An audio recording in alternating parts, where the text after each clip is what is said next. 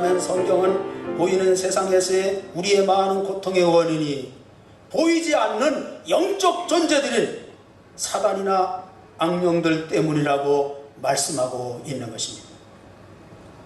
바울 사도는 에베소 6장에서 이런 싸움을 가리켜 영적 전쟁이라고 부릅니다. 우리의 씨름은 혈과 육을 상대하는 것이 아니요 하늘에 있는 악의 영들을 상대함이라고 그렇게 말씀하고 있습니다. 이 세상은 하나님 나라의 세력과 사탄 왕국의 세력이 부딪히고 있는 영적 전쟁터나 다를 바가 없습니다. 우리 성도들에게 이 세상은 편히 쉴 수 있는 것이 아니라 치열한 싸움이 벌어지고 있는 영적 전쟁의 현장이기도 한 것입니다. 하나님은 우리를 진리와 비진리, 의와 불의, 선과 악이 끊임없는 싸움을 벌이고 있는 전장으로 불러내 주십니다. 그리스도인은 비진리와 불의 그리고 악에 대하여 싸우도록 부름받은 그리스도의 군사들이라는 사실을 잊지 말아야 하겠습니다. 참 성도라면 대장 되신 그리스도와 함께 이 싸움에 성실하게 임해야 할 줄로 믿습니다. 아멘. 본문에 소개하고 있는 아말렉과의 전쟁 사건은 영적 전쟁에 참여하는 그리스도인들에게 중요한 교훈을 던져주고 있습니다. 본문 8절의 말씀을 살펴보시기 바랍니다. 그때 아말렉이 와서 이스라엘과 르비딤에서 싸우니라. 아말렉이라는 적군이 이스라엘에게 쳐들어왔습니다. 이스라엘이 광야에서 맞이한 첫 번째 전쟁 기사의 내용입니다. 여기서 말하는 아말렉 군대는 누구를 지칭합니까? 우리가 창세기 36장 12절을 살펴보면 그 정체를 확인할 수 있습니다. 에서의 아들 엘리바스의 첫 딥나는 아멜렉을 엘리바스에게 낳았으니 이들은 에서의 아내 아다의 손자이며 아말렉은 야곱의 쌍둥이 형 에서의 손자입니다. 그런데 그 다음 16절의 말씀의 기록을 보면 고라 족장, 가담 족장, 아말렉 족장이라는 구절이 나오는데 이것은 아말렉이 많은 부하들을 거느린 족장이 되었음을 우리에게 설명하고 있습니다. 아말렉 족속은 에서의 핏줄이여 더 나아가 이스라엘의 친족입니다. 그런데도 아말렉은 친족인 이스라엘을 향해 지금 칼을 들이대고 있습니다. 하나님은 이런 아말렉에 대하여 다음과 같이 말씀하십니다. 특별히 신명기서 25장 17절 18절에 보면 너희는 애굽에서 나오는 길에 아말렉이 내게 행한 일을 기억하라. 곧 그들이 너를 길에서 만나 내가 피곤할 때 내 뒤에 떨어진 약한 자들을 쳤고 하나님을 두려워하지 아니하였느니라. 아말렉 족속이 이스라엘을 공격한 것은 하나님을 두려워하지 아니하였기 때문이었음을 성경은 우리에게 깨우쳐주고 있습니다. 이런 태도는 그 조상 에서와 비슷한 태도입니다. 여러분, 에서의 모습을 기억해 보시기 바랍니다. 에서는 장자권을 팥죽 한 그릇에 팔아먹은 망령된 사람입니다. 그는 하나님을 경외하지 않았기 때문에 목숨처럼 중요한 언약 족속의 장자권을 대수롭지 않게 여겼습니다. 본문에서 아말렉은 소극적으로는 하나님을 두려워하지 않을 뿐만 아니라 적극적으로는 하나님을 대적하고 있다는 사실을 우리는 이해하지 않을 수가 없는 것입니다. 당시 아말렉 족속은 싸움에 능한 족속이었습니다. 그들은 마치 사막의 늑대처럼 이리저리 약탈을 일삼으며 돌아다녔습니다. 그런데 이들은 이스라엘 백성이 홍해를 건너 르비딤에 이르게 되자 혹시 자신들의 영토에 대한 소유권을 빼앗지 않을까, 뺏기지 않을까 두려워한 나머지 이스라엘을 공격한 것입니다. 그래서 이후 아말렉 족속은 성경에서 하나님의 백성을 대적하는 영적 세력의 상징이 된 것입니다. 그래서 눈에 보이지 않는 적을 말할 때 아말렉이라는 표현을 사용하게 된 것입니다. 그러므로 하나님께서는 이스라엘 백성들에게 천하에서 아말렉의 이름을 도말하여 기억함이 없게 하라고 엄히 명령하고 계신 것입니다. 14절을 보시기 바랍니다. 여호와께서 모세에게 이르시되 이것을 책에 기록하여 기념하게 하고 여호수아의 귀에 외어 들리라. 내가 아말렉을 없이하여 천하에서 기억도 못하게 하리라. 그렇습니다. 아말렉 전투는 영적 전쟁이요 마귀와의 싸움입니다. 본문에 나온 아말렉의 전투 방법을 살펴보시기 바랍니다. 마귀의 전술과 거의 비슷하다는 사실을 발견하게 될 것입니다. 앞에서 언급한 신명기 25장 18절의 말씀을 보면 그들은 정면 공격이 아닌 기습 공격을 택했습니다. 가장 비열한 전투 방법 중에 하나입니다. 그들은 이스라엘의 피곤함을 틈타 뒤에 처진 약한 자들을 비겁하게 공격했습니다. 본문에서도 출애굽기 기자가 리비딤에서의 식수 문제를 해결한 사건을 기록하다가 갑자기 화제를 전환시켜서 아말렉의 침입 사건을 기록하는 것은 아말렉이 기습적으로 침입해왔음을 나타내주기 위함이었음을 깨닫도록 만듭니다. 여러분, 바로 이것이 마귀의 공격 방법인 것입니다. 마귀는 지금도 하나님의 군대 중 처져 있는 군사들, 피곤한 군사들, 약한 군사를 집중적으로 공격하고 있습니다. 왜 그렇다고 생각하십니까? 이런 사람은 싸움 의욕도 없기 때문입니다. 그리고 적군을 상대해서 싸울 수 있는 힘도 역시 떨어진 사람들이기 때문입니다. 여러분, 예수님을 3번씩이나 부인했던 베드로를 한번 살펴봅시다. 마가는 이때 베드로의 심리 상태를 재미있게 표현했습니다. 마가복음 14장 54절입니다. 베드로가 예수를 멀찍이 따라 대제사장의 집들 안까지 들어가서 아랫사람들과 함께 앉아 불을 쬐더라. 예수님이 잡혀가기 직전에 베드로는 죽기까지 따르겠다고 주님 앞에 호언장담한 인물입니다. 그런데 막상 위험이 닥치니까 자신만만하던 그 모습은 어디로 갔는지 멀찍이 따라가고 있었습니다. 이것이 그가 마귀에게 사정없이 참패당하게 된 이야기의 시작입니다. 결국 사탄의 밥이 된 것입니다. 그래서 예수님을 배반한 것을 보게 됩니다. 오늘 우리가 살아가고 있는 이 세상은 눈에 보이지는 않지만 치열한 전쟁이 벌어지고 있는 영적 전쟁터입니다. 예수님을 대장으로 하는 의의 세력과 사단을 대장으로 하는 불의의 세력이 격렬한 영적 전쟁을 벌이고 있는 싸움터라는 사실을 잊지 마시기 바랍니다. 저와 여러분은 이 전쟁을 결코 피할 수 없습니다. 우리는 필사적으로 사탄과 더불어 싸워서 이겨야 할 줄로 믿습니다. 물론 이 영적 전쟁은 결코 쉽지 않습니다. 우리보다 월등히 강한 사탄의 세력과 싸워야 하는 전쟁이기 때문입니다. 그렇다고 이 전쟁은 중간에 쉴 수도 없습니다. 우리가 완전한 승리를 거두고 천국에 들어가는 깔까지 휴전도 없이 계속 수행해야만 하는 그야말로 피곤하고도 치열한 전쟁입니다. 그러나 여러분, 우리는 영적 전쟁에서 반드시 승리합니다. 할렐루야! 네. 주님이 이겼기 때문입니다. 그러므로 우리는 믿음으로 싸워야 됩니다. 할렐루야! 어떻게 승리할 수가 있습니까?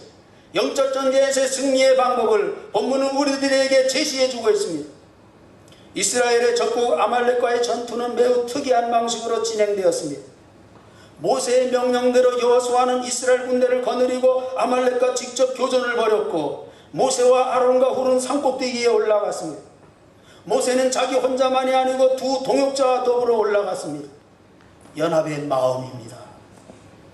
이는 전쟁이라는 중대한 국가적 안위 문제를 다룸에 있어서 동역의 지혜를 우리에게 보여주고 있는 것입니다. 여러분 13절의 말씀을 살펴보십시오. 여호수아가 칼날로 아말렉과 그 백성을 쳐서 무찌르니라. 이 전쟁에서 중요한 전략은 연합이라는 무기였던 것을 보게 됩니다. 모세와 아론과 훌 그리고 여호수아와 이스라엘 군대가 하나 된 연합의 전쟁이었다는 것입니다. 여러분, 마귀의 전략은 분열입니다. 하나 되지 못하도록 우리를 깨뜨리려고 노력합니다. 그러나 여러분, 성령의 전략은 연합입니다.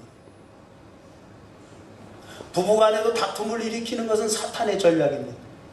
그러나 용서하고 허물을 덮여주고 이해하고 관용을 베풀고 세워지는 연합의 전략은 바로 성령의 전략임을 보게 됩니다.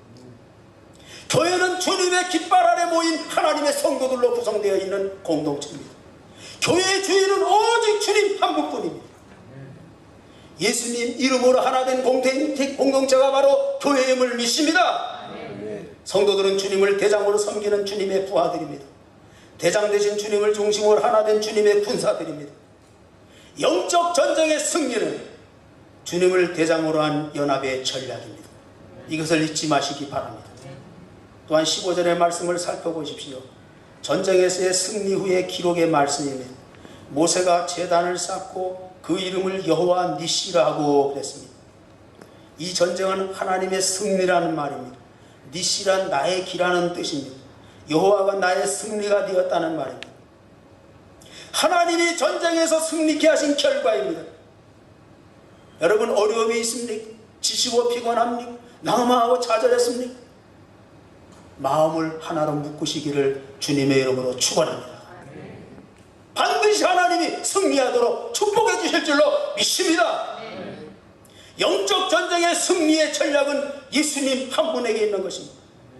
예수 그리스도의 십자가를 자신의 군기로 삼고 대장 되신 그리스도를 따라갈 때 하나님께서 우리의 승리가 되어주시는 줄 믿습니다. 영적 전쟁에서 승리하기를 원하십니까? 예수님을 대장으로 삼고 예수님의 이름으로 연합되어 예수님의 이름으로 전투하시기를 주님의 이름으로 축원합니다. 요한일서 5장 4절에 이렇게 말했습니다. 세상을 이기는 승리는 이것이니 우리의 믿음이니라. 할렐루야. 1967년 이스라엘과 아랍 국가들 사이에 전쟁이 벌어졌을 때 이스라엘군의 병력은 아랍 연합군의 병력에 비하면 너무 초라하기 짝이 없었습니다. 탱크 숫자는 800대 5,404대였습니다. 전투기 숫자는 200대 900으로서 아예 싸움조차 되지 않은 전쟁이었습니다. 그러나 전쟁은 6일 만에 이스라엘의 승리로 끝나서 이스라엘은 예루살렘 구시가를 탈환하는 기쁨을 맛보게 되었습니다. 뿐만 아니라 남부 전선에서는 팔레스타인 가자 지구를 점령시켰고 이집트로부터 수에즈 운하를 포함한 전 시나이 반도를 빼앗아 버렸습니다. 동부 전선에서는 요르단으로부터 지금의 요르단강 서안 지역과 시리아로부터 전략적 요충지인 골란 고원까지 빼앗았습니다. 그때 이스라엘 영토는 6일 전에 비해 무려 3배 가까이 늘어나게 되었습니다. 그 6일 전쟁이 일어났을 때 미국에서 있었던 유명한 일화가 전해지고 있습니다. 미국의 한 하숙집에 이스라엘 유학생과 이집트 유학생이 함께 하숙하고 있었는데 전쟁이 나자 같은 날 둘이 모두 하나같이 없어져 버리고 말았습니다. 알고 보니 이스라엘 청년은 조국으로 가서 전쟁에 참전하였고 이집트 학생은 징집 명령을 피해서 다른 곳으로 도망을 쳤습니다. 이처럼 당시 외국에서 유학하던 이스라엘 학생들은 일제히 약속이 난 것처럼 귀국해서 전쟁터로 지원했다는 것입니다. 또 이런 일도 있었다고 합니다. 당시 이집트의 하늘에는 이스라엘 전투기가 항상 떠 있었는데 아랍군의 곡사포가 이스라엘 비행기 한 대를 격추시켰습니다. 그런데 격추된 비행기에 찾아가 보니 놀랍게도 조종사가 만삭된 임신부였다는 것입니다. 이스라엘은 나이가 많아 전쟁을 치를 수 없는 노인들과 어린 영아를 제외하고는 모두 군인으로 지원했습니다. 그 모습을 본 이집트는 할 수 없이 항복하지 않을 수가 없었다는 것입니다. 비록 이스라엘이 300만 밖에 되지 않았지만 이집트는 1억이 넘는 국민으로도 그들을 이길 수 없다는 사실을 알고 항복하게 되는 것입니다. 지금의 이스라엘이 저절로 생긴 것이 아니라 국민들이 하나 되어 힘을 모은 결과 지금의 이스라엘이 탄생한 것입니다. 그렇습니다. 여러분, 연합의 전략이 영적 전쟁에서 이기는 전략입니다. 성도들이 영적 싸움에서 종종 실패하는 가장 큰 원인은 사단을 과소평가하기 때문입니다. 사단은 전지한 존재는 아니지만 우리도 훨씬 더 많은 영적 지식을 소유하고 있습니다. 사단은 전능한 존재는 아니지만 우리보다는 훨씬 더 많은 능력을 소유합니다. 그러므로 나 홀로 사탄과 대결한다는 것은 아주 위험한 일이기도 하는 것입니다. 다른 성도들과 부부가 함께 가족이 함께 사단을 대적해야 할 줄로 믿습니다. 성도의 교제란 단순히 성도들이 함께 모여 식사하고 친교한다는 그런 의미가 아닌 것입니다. 함께 기도하며 함께 싸우는 것이야말로 성도의 교제의 절정의 모습입니다. 그래서 전도서 4장 9절에 이런 팀워크의 중요성을 증언합니다. 두 사람이 한 사람보다 나오면 그들이 수고함으로 좋은 상을 얻을 것입니다. 그렇게 말했습니다. 또 전도서 4장 10절을 보십시오. 혹시 그들이 넘어지면 하나가 그 동물을 붙들어 일으키려니와 홀로 있어 넘어지고 붙들어 일으킬 자가 없는 자에게는 화가 있으리라. 그렇게 말씀합니다. 연합의 전략을 통한 영적 전쟁의 승리입니다. 교회도 연합해야 하고 가정도 연합해야 됩니다. 누구 탓으로 돌리지 마십시오. 목사에게만 맡겨서도 안 된다는 겁니다. 우리 모두 연합하면 이 교회가 일어서게 될 줄로 믿습니다. 여러분의 가정도 뭉치시기 바랍니다. 주님을 중심으로 대장 되신 주님을 모시고 가정이 하나가 되면 그 가정에 기적이 일어납니다. 할렐루야! 우리를 공격했던 원수마귀 사탄은 물러가고 어둠의 권세는 다 사라지고 어려움과 궁핍과 가난과 질병과 어려운 시련 속에서 우리에게 고난을 심었던 모든 사탄의 세력은 여지없이 물러가고 하나님의 승리가 여러분 가정에 나타나게 될 줄로 믿습니다. 인생살이가 영적 전쟁입니다. 신앙생활도 영적 전쟁입니다. 영적 전쟁은 반드시 이겨야 하는 전쟁입니다. 패배하면 마귀에게 지는 것입니다. 이길 때까지 싸워야 됩니다. 현대인의 삶이 너무 어려운 것이 아닙니다. 그러나 여러분 삶이 어려운 것이 아니라 그 배후의 마귀가 역사하기 때문인 것입니다. 영적 전쟁을 해야 합니다. 문제가 있습니까? 질병 때문에 고민하십니까? 남 모르는 시련이 있습니까? 영적으로 전쟁하십시오. 주님의 이름으로 대적하십시오. 그리고 무엇보다도 연합의 전력으로 전투하십시오. 대림절 절기는 하나님 연합의 절기입니다.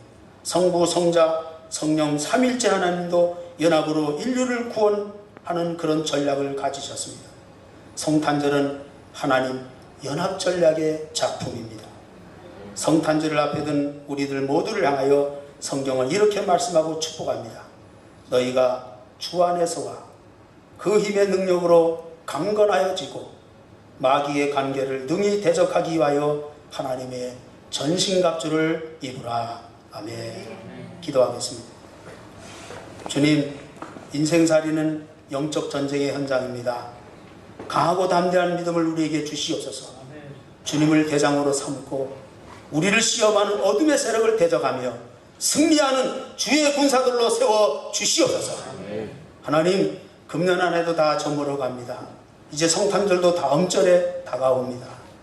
다음 주일에 다가옵니다. 또 새해도 문턱 앞에 와 있습니다. 하나님의 승리가 우리에게 나타날 줄 믿습니다. 그래서 새해를 승리의 마음으로 출발할 수 있도록 축복하여 주시옵소서. 예수님의 이름으로 기도하옵나이다.